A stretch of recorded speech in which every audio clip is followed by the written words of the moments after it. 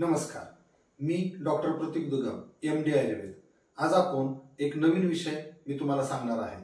खूप जणांना सवय असते की सकाळी उठल्यानंतर दात घासल्यानंतर सर्वप्रथम ते चहा किंवा कॉफी ह्याच्याशिवाय त्यांची दिवसाची सुरुवात होत नाही। पण तुम्हाला माहिती आहे का, जर उपाशीपोटी चहा आणि कॉफी घेतलं तर अनेक असे दुष्परिणाम आपल्या शरीरावर होतात। तर तेच मी आज तुम्हाला सांगणार आहे। जे काय दुष्परिणाम होतात व ते तुम्ही ऐका व त्यानंतर तुम्ही ठरवा की तुम्ही सकाळी चहा आणि कॉफी घेणार आहात का। जर आपण सकाळी उपाशीपोटी चहा आणि कॉफी जर घेतलं तर आपल्या शरीरातली उष्णता वाढते व उष्णता वाढल्याने आपल्याला पित्ताचा त्रास होतो।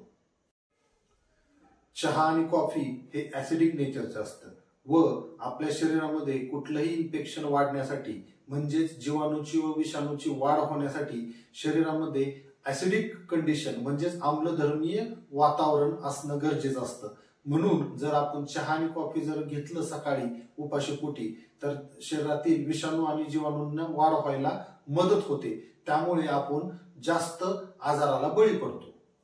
तसेच चहा व कॉफी सकाळी उपाशीपोटी घेतल्याने आपल्या रक्तातील साखर हे पटकन वाढते म्हणजेच शुगर स्पाइक होते। म्हणून चहा व कॉफी हे सकाळी सकाळी उपाशीपोटी घेऊ नये। मग आता तुम्ही म्हणत असाल, जर चहा आणि कॉफी जर घ्यायचं नाही तर मग घ्यायचं काय?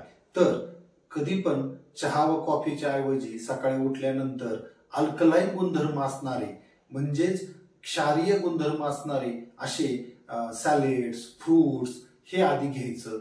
तसेच तुम्ही ग्रीन टी घेऊ शकता किंवा जिरा पाणी घेऊ शकता। अशा गोष्टी तुम्ही चहा व कॉफीच्या ऐवजी घ्या। तुम्ही चहा बदलून बघा, साध्या चहाच्या ऐवजी ग्रीन टी प्यायला सुरुवात करा। तुम्हाला तुमच्या आरोग्यात होणारे बदल हे दिसतील। धन्यवाद।